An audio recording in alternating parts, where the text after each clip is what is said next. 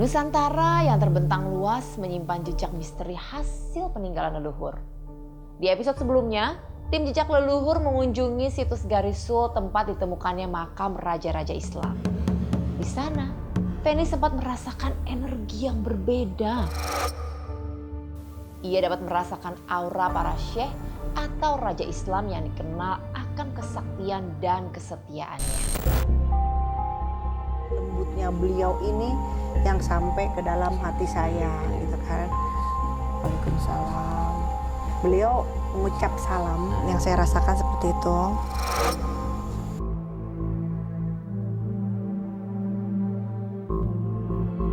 Memang beliau hadir dan saya merasakan saya bicara dengan beliau apa yang beliau ingin sampaikan kepada semua yang ada di sini. Kali ini masih berpusat pada penyebaran agama Islam di Indonesia. Tim Jejak Leluhur Nusantara mengunjungi kawasan makam Syekh Abdul Muhyi, sosok penyebar agama Islam di daerah Tasikmalaya. Kawasan ini terkenal sebagai tempat wisata religi yang ramai dikunjungi khususnya setiap bulan Ramadan. Di lokasi ini juga terdapat sebuah gua misterius yang katanya memiliki lorong ajaib yang dapat menembus hingga ke Mekah. Selain itu, walau dikenal karena merupakan kawasan makam Syekh Abdul Muhyi, namun ternyata ada sosok lain yang pertama kali menemukan Goa Safar Wadi yang misterius ini. Siapakah sosok tersebut? Apakah kebenaran di balik mitos Goa Safar Wadi ini? Temukan jawabannya di Jejak Leluhur Nusantara, mengungkap rahasia di balik sejarah. Tim Jejak Leluhur Nusantara saat ini berada di Goa Safar Wadi, wisata ziarah Pamijahan, Tasikmalaya, Jawa Barat. Nah, kalau kita lihat ini sejarahnya ini adalah peninggalan dari Syekh Abdul Qadir Jailani. Betul, Pak. betul. Nah itu kisahnya seperti apa, Pak? Beliau sampai ada di sini itu bagaimana kisahnya? Dulu kan ini bayinya emang peninggalan Syekh Abdul Qadir Jailani. Iya. Dia dulunya pernah singgah di sini, betapa di sini. Nah, cuman dia diteruskan sama Syekh Abdul Muhyi, diperintah oleh gurunya Syekh Rauf yang sekarang makamnya di Kuala Aceh tuh. Ya. Dia sempat betapa di sini sampai dia wafat di sini. Dia di makam yang tadi. Dan di dalam goa ini juga nanti terdapat masjid ya Pak ya? Masjid. Nah selain itu Pak, di dalam goa ini ada terdapat apa aja Pak? Itu ada mimbarnya, mimbar tempat dulu dia khotbahnya. Dan ada lagi yang dinamakan pondok pesantren. Dan ada lagi yang dinamakan tempat bersemedi. Oh ada ya Pak ya? Mungkin ketika beliau pada mau tafakur di sini ya Pak ya. Terus selain itu apa Bapak bilang tadi ada apa? Peti haji? Ada Jabal Kopiah. Jabal Kopiah haji. Itu maksudnya gimana tuh Pak? Itu kita mah nyedengin ukur pala. Katanya kalau yang ada yang pas kita mudah-mudahan cepat ada panggilan jalan ke Mekah moga haji. Nah, kita semua aja mudah-mudahan semua yang datang ke sini, semua yang jalan Jabal Kopiah haji mudah-mudahan semuanya ada panggilan dari Allah. Amin. Dan bisa berangkat jalan ke tanah suci semuanya. Amin ya Allah ya. Mudah-mudahan dipermudah semuanya ya Pak ya. Apalagi lagi keadaan seperti ini, insya Allah kita diberikan takdir lagi kembali sama Allah untuk menuju kota suci. Amin. Ya. Tim Jejak Leluhur berhasil mengetahui bahwa Syekh Abdul Qadir Jailani adalah orang pertama yang menemukan goa ini sebelum akhirnya diteruskan oleh Syekh Abdul Muhyi. Goa ini dahulu dipakai sebagai tempat penyebaran agama Islam, sehingga memiliki beberapa fungsi yang berbeda di setiap titiknya. Feni dan tim akan menyelidiki ke dalam goa untuk melihat langsung dan merasakan energi yang ada di goa ini. Sebelumnya, untuk dapat memasuki Goa Safar Wadi terdapat ritual wajib, yaitu mengumandangkan azan sebelum memasuki goa serta berselawat sepanjang perjalanan di dalam goa. Allah Muhammad ya Rabbi sholli alaihi wasallim. Alhamdulillah pemirsa Jejak Leluhur Nusantara, saya sampai di lokasi pertama yang dimana tempat di sini ya sangat sakral menurut saya karena di sini adalah tempat bertemunya atau berkumpulnya mimbar para wali Allah di sini.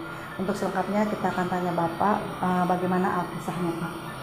Nah dulu di sini dinamakan tempat bertapa para aulia Allah, para wali di sini. Ini dulu jadi tempat bertapana Syekh Abdul Qadir Jailani dan tempat bertapa Syekh Abu Muhyi. Nah, dia di sini tempat bersemedi, bertakarub di sini, tempat mendekatkan diri kepada Allah di sini. Jadi dinamakan tempat bertapanya para wali di sini.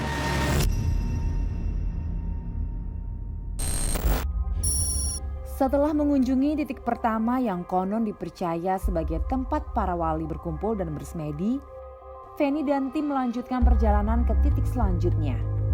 Dalam perjalanan, tim Jejak Leluhur Nusantara melewati batu-batu yang mengeluarkan air. Air ini dipercaya warga setempat sebagai air Zam-Zam. Alhamdulillah bagus sekali, ini memang kuasa Allah. Konon katanya, air ini juga dapat menyembuhkan berbagai penyakit.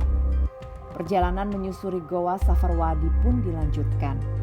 Akhirnya, Feni dan tim sampai di Masjid Agung. Yang tadi saya bilang sebelumnya bahwa di dalam gua ini terdapat Masjid Agung. Nah, ini lokasinya pemirsa. Di sini seperti yang saya lihat ini tempat apa nih Pak? Ini mimbar. Mimbar ya Pak? Ini Ya? mimbarnya, tempat khotbahnya para wali dan tempat adanya di sini. Tempat ceramahnya. Tempat ceramahnya. Ya, tempat Jadi ada. ketika Syekh Abdul Qadir Jailani memimpin itu, Syekh Abu Muhyi, ya, siapa? Syekh Abu Muhyi. Syekh Abdul Muhyi. Ini di sini memimpinnya di sini ya Iya, Pak di ya? sini ceramah di sini. Ceramahnya di sini ya Pak Iya, ya? iya. Oh, ini tempat mimbarnya. Beliau posisinya di situ Di ya Pak atas, berarti? ya. Di atas itu ya Pak ya? Berdiri di atas. Diri di atas di Iya. situ ya Pak ya? Oh, jadi ini adalah tempat memang perkumpulan Iya. para wali Allah, yang dimana ketika beliau semua sebelum menuju ke kota Mekah, kota suci, Ya. beliau mengadakan di Bermusyawarah lokasi ini di sini. bermusyawarah ya Pak ya? Pertemuan di sini. Ini dulu di sini bekas sembahyang berjamaah sini para wali. Kalau yang tadi yang pertama itu kan ada tempat berkumpulnya ya, Itu yang tempat ramahnya, bersemedinya. tempat semedinya. Nah, Kalau ini tempat ibadahnya tempat ya, Pak? sembahyang berjamaah di sini. Tempat sholatnya para wali di sini. Salat para wali di sini pemirsa. Pemirsa, nanti saya akan menunjukkan lokasi selanjutnya yang dimana pintu tempat para wali Allah Syekh Abdul Qadir Jailani dengan Syekh Abu Muhyi. Abdul Muhyi dan para sahabatnya menuju ke kota suci Mekah. Nanti saya akan kasih lihat di mana pintunya pemirsa Jejak Leluhur Nusantara. Oke pemirsa, ikuti lagi perjalanan kami.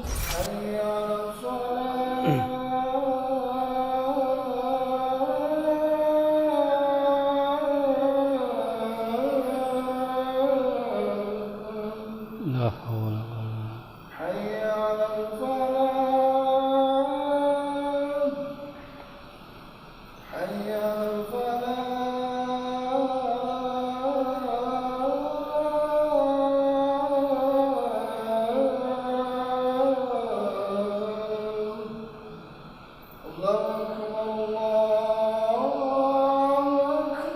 Allahu Akbar, Allah.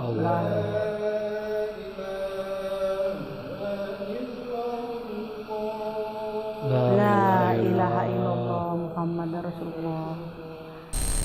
Tim Jejak Leluhur akhirnya akan sampai di lubang keramat Goa Safarwadi yang konon digunakan oleh Syekh Abdul Muhyi sebagai jalan untuk dapat sampai ke Mekah. Seperti apakah bentuk dari lubang misterius ini? Tetaplah di Jejak Leluhur Nusantara mengungkap rahasia di balik sejarah.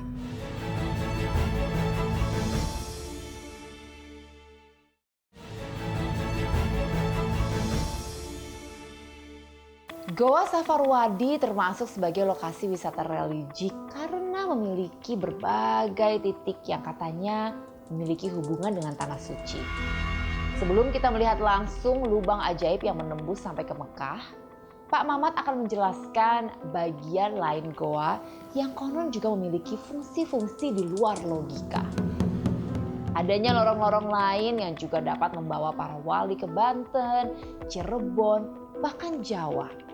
Dekat lorong-lorong ini terdapat area yang dulunya digunakan sebagai pesantren. Nah, ini sekarang ada di lokasi lingkungan pondok pesantren ya. Nah, dulu sini tempat mendidik pesantrennya para wali dulu di sini. Ini aula tempat ngaji di sini. Nah, yang di atas ini dinamakan tempat kitab Quran. Ini namanya reka. Kalau bahasa Sundanya pagoknya. Di sini dinamakan lingkungan dapur dan pedaringan.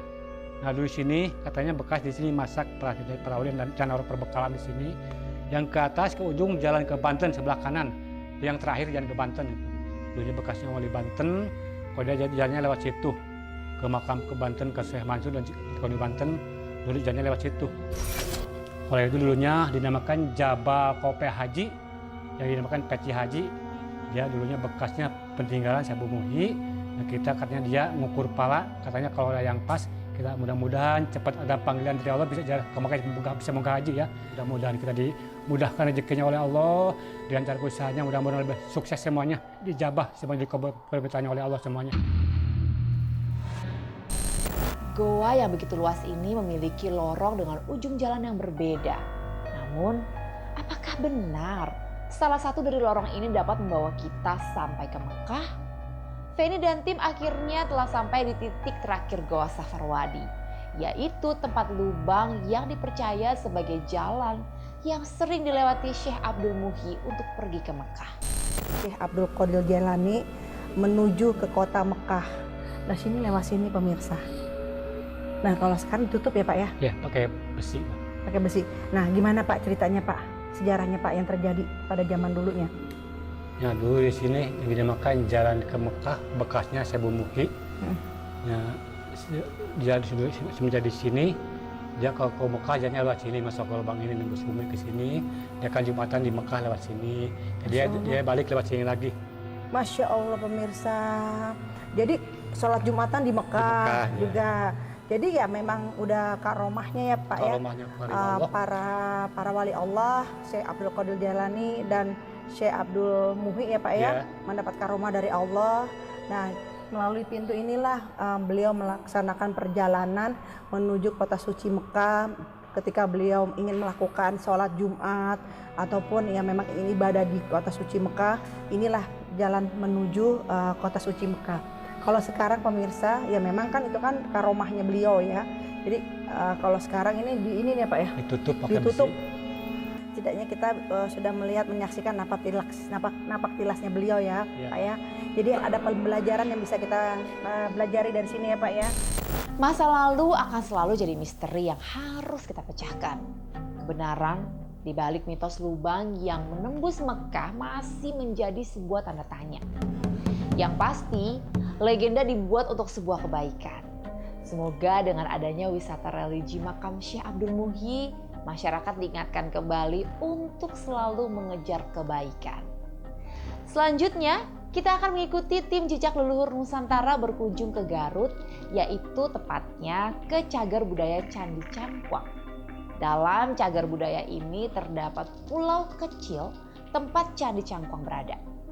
Walaupun dikenal dengan candi hasil peninggalan budaya Hindu, namun ternyata pada pulau tersebut terdapat Museum Candi Cangkuang yang juga memiliki arsip dengan tulisan Arab serta lukisan sosok penyebar agama Islam. Tidak hanya itu, dalam pulau yang sama terdapat juga sebuah perkampungan Islam yaitu Kampung Pulo. Lantas, siapakah sosok pembawa agama Islam yang lukisannya berhasil dipajang di sebuah museum candi peninggalan Hindu? Apakah ada keterkaitan antara peninggalan kerajaan Hindu dengan peninggalan budaya Islam yang ada di situs itu?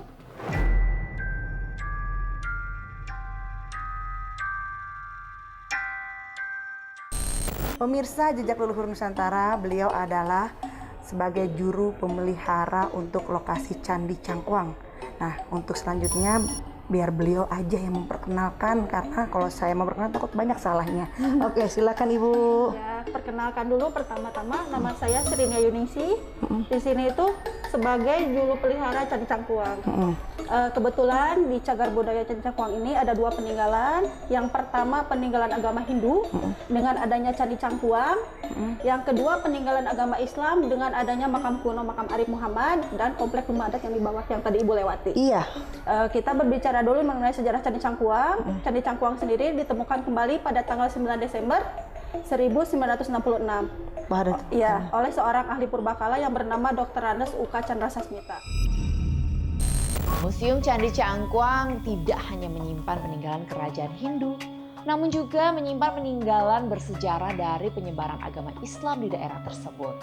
Setelah ini, Feni dan tim akan melihat langsung Candi Cangkuang dan juga makam dari Arif Muhammad yang ternyata berada di tempat yang berdekatan. Apakah alasan dibalik letak makam Arif Muhammad yang berada di samping Candi Cangkuang? Jangan kemana-mana setelah yang satu ini.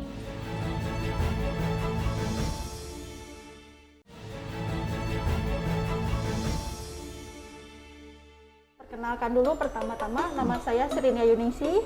Di sini itu sebagai juru pelihara Candi Cangkuang.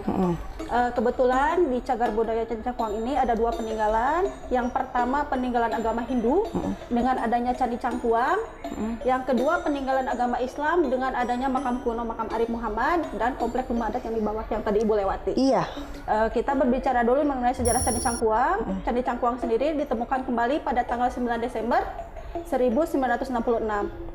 Iya, oleh seorang ahli purbakala yang bernama Dr. Randes Uka Chandra Sasmita.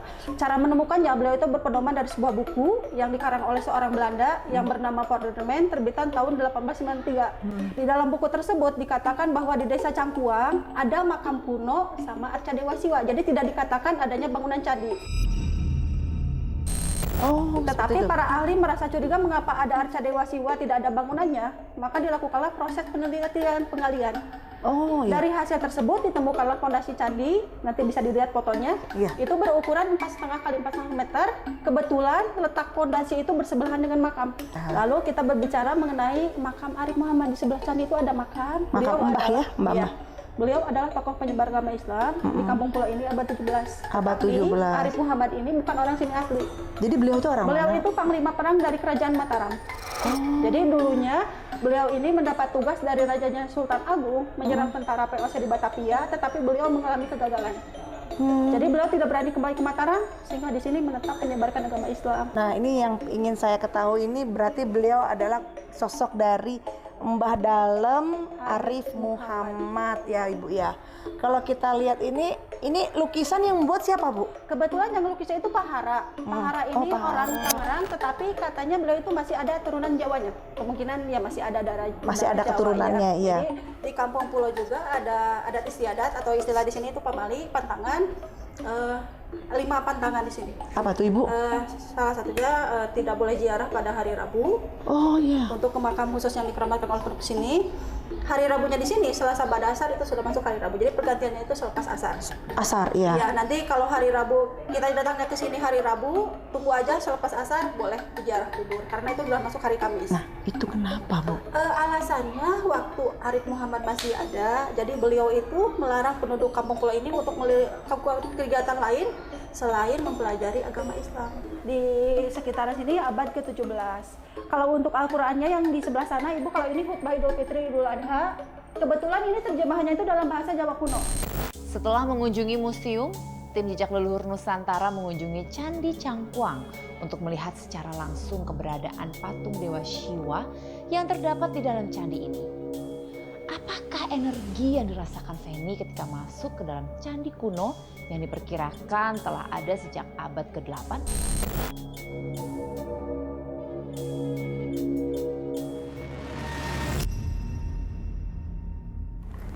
Pemirsa Jejak Leluhur Nusantara, seperti yang tadi Ibu bilang bahwa pertama kali ditemukan di sini adalah ada seonggok batu gitu ya, seukuran berapa Bu?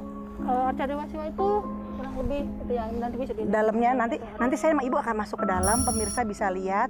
Itu pertama kali ditemukan itu di dalam 7 meter itu ya Bu ya? Bener ya Bu? Lubang itu ya. Lubangnya itu ya.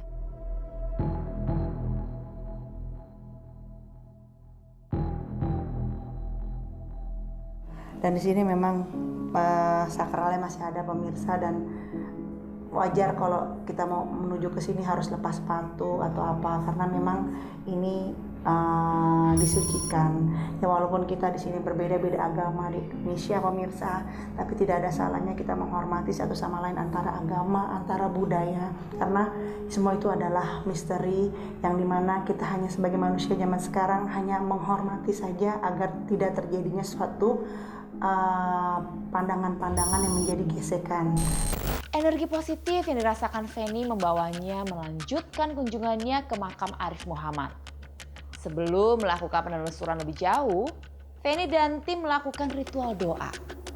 apakah Feni bisa berhasil mengungkap misteri keberadaan makam tokoh Islam di samping sebuah candi peninggalan kerajaan Hindu?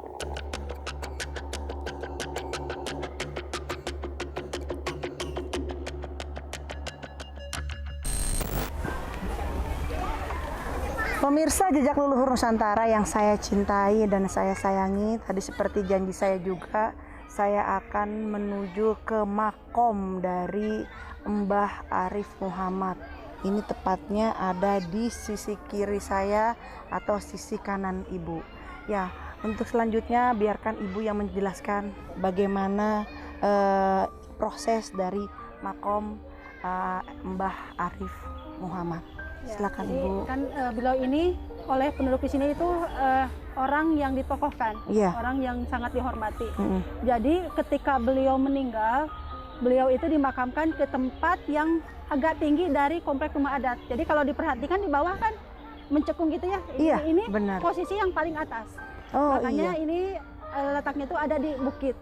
Adanya Karena di bukit untuk ya. orang-orang yang dihormati oleh kami itu biasanya dimakamkan itu di posisi yang atas. Oh, sejarahnya seperti itu Iya. pemirsa.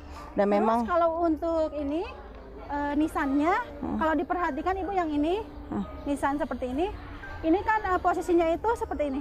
iya begini ya. Kan jarang-jarang kalau di Indonesia kan kebanyakan yang begini. Iya. Ini filosofinya semakin kita banyak berilmu itu semakin. Oh, Masya Allah. Jadi kayak ilmu padi. Sebagai bentuk penghormatan kepada Arif Muhammad atau yang biasa disebut Eyang Embah Dalem, warga setempat menempatkan makamnya di dataran tanah yang lebih tinggi. Dan ternyata lokasi tersebut berada di samping Candi Cangkuang. Keberagaman menjadi kunci utama bagi perkembangan suatu bangsa. Jejak leluhur pada kawasan cagar budaya Cangkuang menjadi salah satu bukti bahwa keberagaman bukanlah tanda perpecahan, melainkan sebuah kekayaan budaya.